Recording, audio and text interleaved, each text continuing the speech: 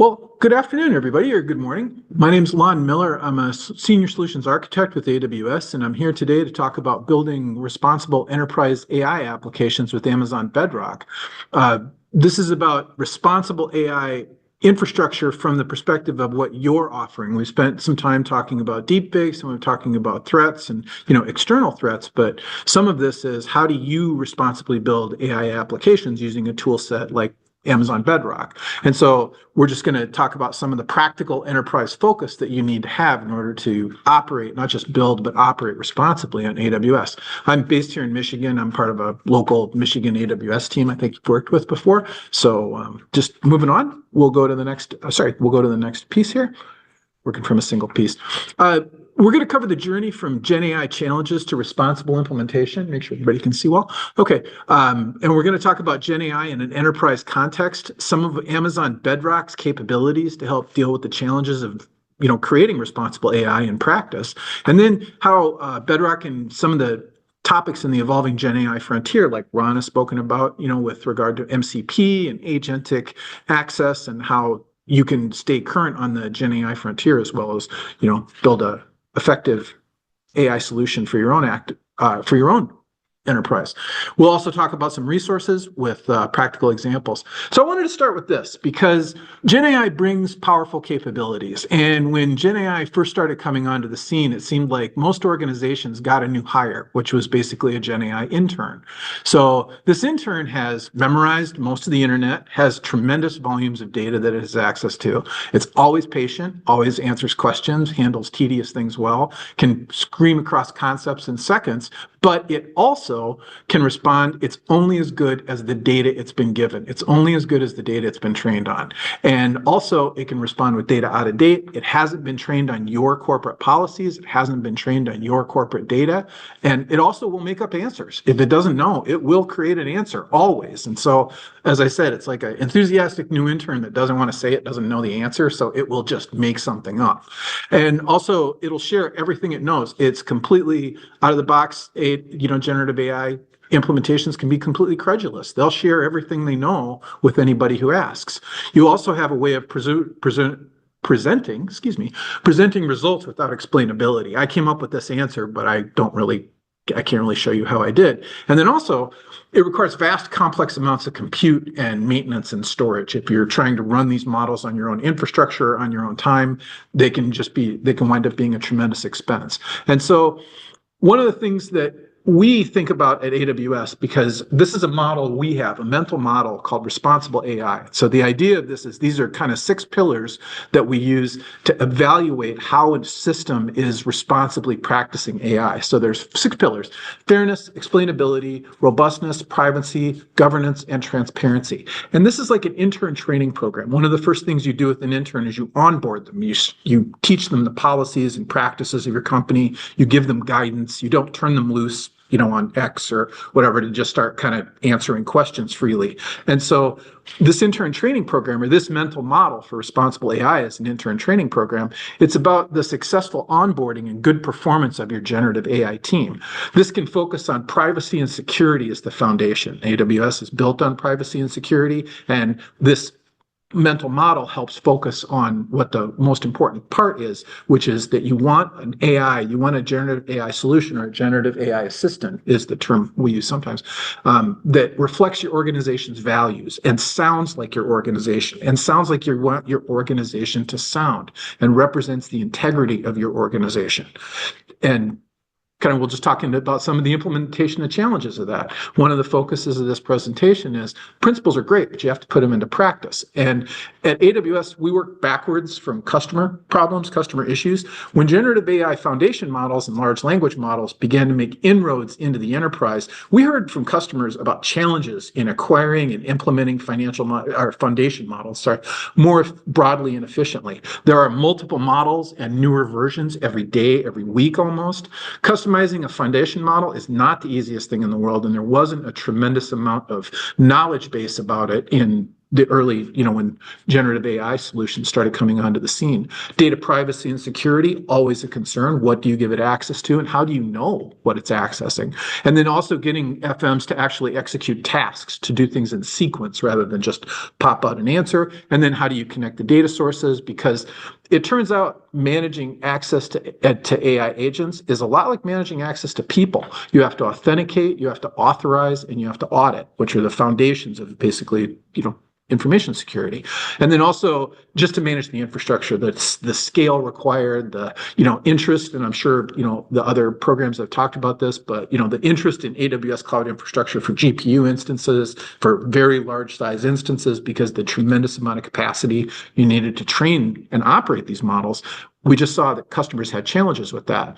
The other thing is, okay, once you've built it and once you've trained something effective, now you got to operate it. Now you got to make sure it's compliant, not just today when you launched it, but tomorrow, next week, when 7 new generations of technology have come out, when your whole staff is turned over and you still have this intern so operating in the background, doing its best to help everybody, operating on whatever you give it. And so there's an evolving regulatory landscape. Customers are concerned. We heard, you've certainly heard this in your own industries.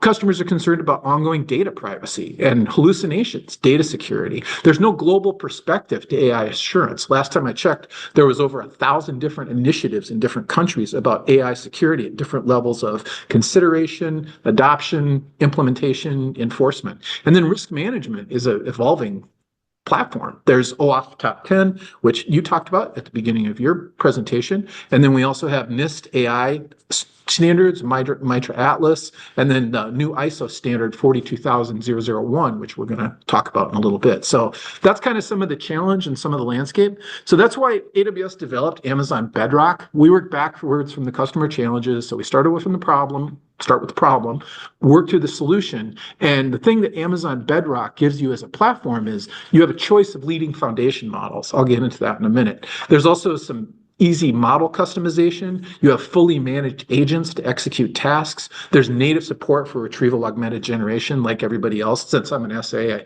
think I'm legally required to have a picture of a RAG architecture, so we're going to cover that.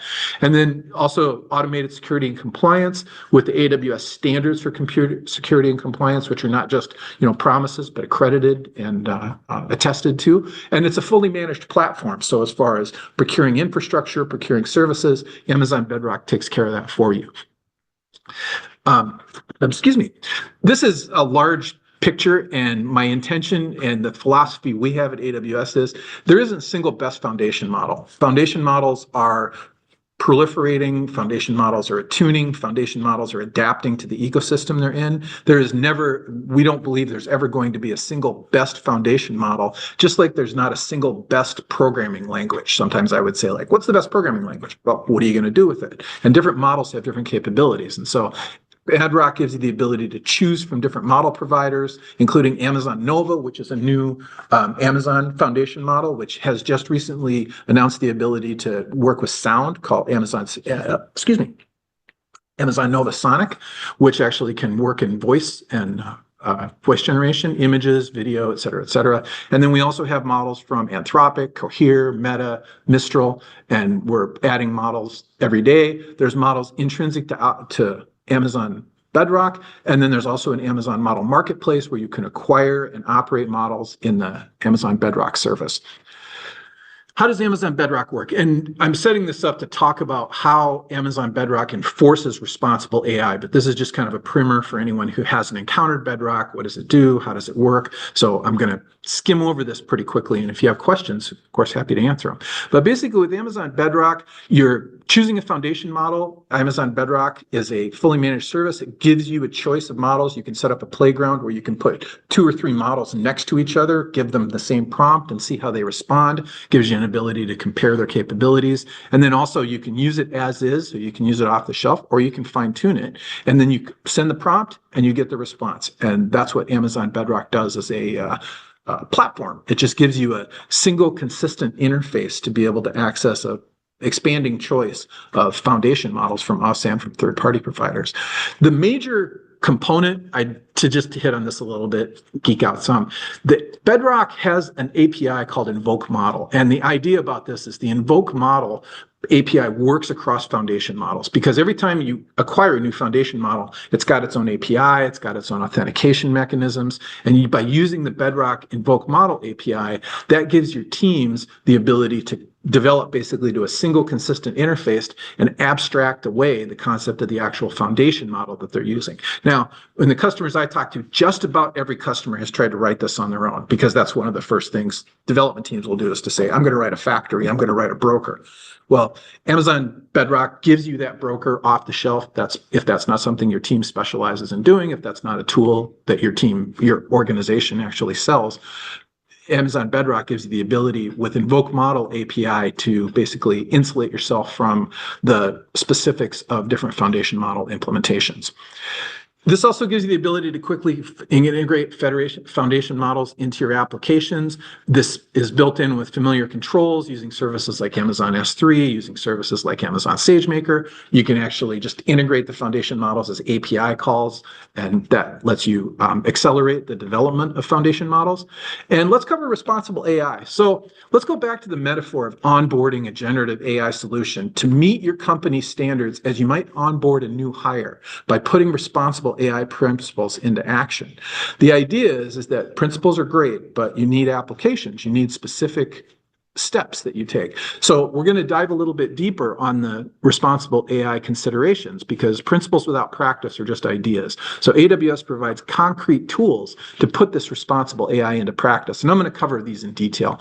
But essentially, in these different dimensions, what Bedrock and AWS provides we have model evaluation services. I'm going to cover that in a little bit in some detail. For privacy and security, we enforce encryption end-to-end, encryption at rest, encryption in transit. We also have virtual private clouds, virtual private networking segments that you can operate in. For safety, we actually have guardrails. I'll cover that a little bit, but that actually lets you put basically an editing function in front of your generative AI results, so they can conform to your brand standards, conform to your safety, toxicity requirements. And then we also have the ability to have some as language models supported or as foundation models supported. We have support for chain of thought. And then we also have service cards, which is a standardized description of an AWS AI service and what it requires, how it was trained, what data it was trained on.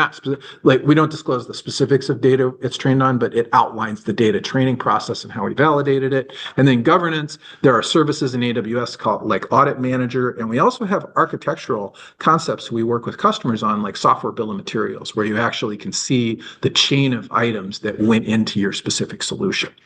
So with that, we're going to talk about the security scoping matrix, because as a solution architect, we often start with, what's the problem? What problem are you trying to solve for? And this was talked about before, but looking at which model is right for your use case depends on the scope that you're looking at. So from left to right, this is basically increasing customization. In scope 1, and I won't read the entire slide to you, but just the idea of what this scope is covering is, if you have scope 1, which is a consumer app, you're using public generative AI services. You're using Midjourney, you're using ChatGPT, you're using PartyRock.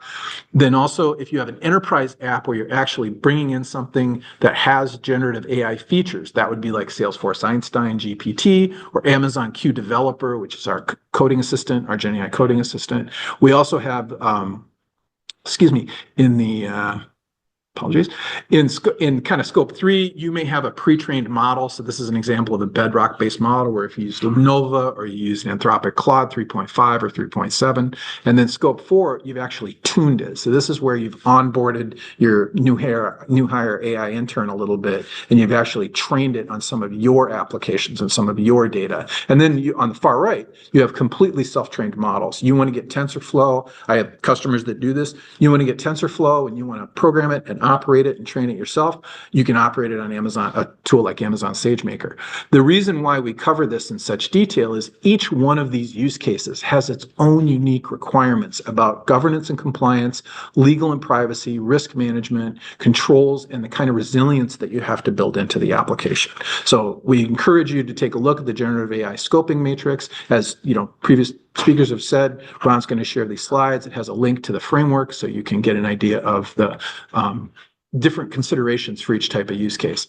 So let's talk about model evaluation. So AWS provides tools to evaluate and verify model performance and behavior, as well as assess the knowledge base that the generative AI uses as fuel. As we've talked about, and you'll hear repeatedly, and you've heard repeatedly before, and you'll keep hearing, your output is only as good as your input. Your data, your results are only as good as your data. You can evaluate models, but if you're not evaluating the knowledge base that those models are operating on, and how current and how recent and how relevant and curated the data is, you're putting your generative AI basically at risk of varying from the messaging you want to have and acting in the way that you want your Gen AI services to operate. So we have both automated evaluation metrics and human evaluation metrics. And an example of that here, just to cover this, is these are some terms. If you ever get into certification, just taking the, I took the AWS Generative AI associate or practitioner certification. Some of these algorithms are crucial to understanding how effective a model is. Remember, we talked before about different models are good at different things. Well, how do you know what a model's good at? These kind of automated evaluations and these kind of scoring are one of the ways that you can objectively identify a model's capability for your use case. But automatic evaluation isn't enough. You need a human loop. And Bedrock and AWS services can provide that human loop, but you need to have that human evaluation when you give simple as thumbs up, thumbs down, a 5-point scale, ordinal rankings. Sometimes you get binary choice buttons. Is this good or is this bad? But you want to give your human evaluators a framework for objectively evaluating responses and not just trying to make up their own responses or make up their own evaluation of responses, which is what automatic and human evaluation does. We also, AWS, on the safety and security piece, we have comprehensive data protection and privacy. Your data within Amazon Bedrock and foundation models is not used for service improvement, and it's not shared with third-party model providers. There's private connectivity between the Bedrock service and your individual private VPC. Your data is encrypted in transit and at rest. You can privately customize foundation models. So if you're getting a foundation model, your training and your data gives you control over how that data is used, which means it's only used with your model. And we're this first major cloud provider to announce 42001 accredited certification, which is handling of generative AI data, generative AI components. Whoops. Did I go? Oh, yeah, okay. Guardrails for Amazon Bedrock. So this is the last part where we talked about safety and security. With Bedrock, Bedrock gives you a framework for implementing safeguards, which are customized to your application requirements. You can evaluate prompts and model responses. We also just recently announced the ability to redact information, so you can either block information out or you can replace information with placeholders. And we have we're constantly adding capabilities in this regard. You're able to allow or disallow specific topics. You're able to remove PII, as I talked about, and you can filter hallucinations by detecting groundedness. There's a really interesting model, if anyone's interested, we can do it as a follow-up, about how you can use foundation models to evaluate other foundation models. So you're kind of, getting the council of foundation models going about evaluating specific responses. But Guardrails for Amazon Bedrock is the framework that you can use to apply content filtering, access controls, policy enforcement, and control customization. So we've covered some of the responsible AI topics. I have a couple minutes left here. To say Gen AI evolution with Amazon Bedrock, the frontier of Gen AI is constantly changing. And so some of the things that we see from our customers, some of the topics, the idea is not your future proofing, because I don't know of anyone who's ever future proofed anything worth having. And so you would basically be able to continue and keep up with the best practices, the cutting edge, new technologies. And as a managed service, Bedrock makes it easier for you to evolve your Gen AI assistants. So there's we're talking about agentic AI. So AI is moving from reactive responses to proactive problem solving. The idea is the initial generative AI assistants can basically follow a set of rules and complete the tasks. Now, as we were talking about, this is the year of the AI agent, where the agent is a goal seeker. So before, we had an agent as a rule follower. If anybody remembers robotic process automation, RPA, things like Blue Prism, things like that, they were basically like clerks. They were really good at following rules, but they could get lost if you got something outside of the rules. And the initial generative AI assistants were capable of that too, but the AI agents are much more capable of active goal seeking. You give them a target, as we said with whether the application's good or bad. The agentic capability is you're basically giving them an outcome and a set of tools, and they're seeking the result on their own. The evolution that we see that also turning into is going to be agentic AI systems, where you're going to have systems of agents with master coordinators. And this is the kind of capability that is going to have less and less human active involvement in the chain, which is why your responsible AI framework is even more important. Last couple of points. AWS has a lot of different ways that you can deploy agents. We have a fully managed AI service called Amazon Q. We have Amazon Bedrock agents. And then if you want to write your own agents, you can certainly do that using tools like Amazon SageMaker and publicly available frameworks. I'm going to finish up quick here just in a minute. Open source protocols, Model Context Protocol. We wanted to cover that. Context Protocol is an open standard that is becoming published by Anthropic, that is becoming an agent interoperability model. And Amazon Bedrock supports MCP through inline agents, through being able to offer, MCP platforms if you want to run an MCP application on AWS. But we're continuing to broaden our support for open source protocols. I'll wrap up. Key points. Generative AI assistants need organizational guidance and governance, just like any new hire. And this is the idea of saying it's a new resource on your staff. You want it to act like you want it to act in your best interest. Generative AI and responsible AI is a mental model for thinking about that. And how do you actually put those ideas into practice? Amazon created Amazon Bedrock as a serverless, fully managed service to help enable responsible AI development. And a couple questions for reflection. How does your organization practice the concepts of responsible AI right now? How does your organization ensure that your AI applications that you build and you develop, the internal ones and the ones that face your customers, reflect your values and sound and act and behave in the way that you want your organization to be reflected? So that's the wrap up. A couple of get started QR codes. This will be part of what gets published. I won't spend a lot of time on this. There's a lot of free Amazon Bedrock courses on Skill Builder, so you can get a good orientation to some of the capabilities and practice. And if you're more the hands-on type who wants to drive around, there's a hands-on workshop you can go through that gives you explicit instructions about how to exercise Bedrock capabilities. That's it for me. I'm Lon, and this was my talk. So back to you, Ron.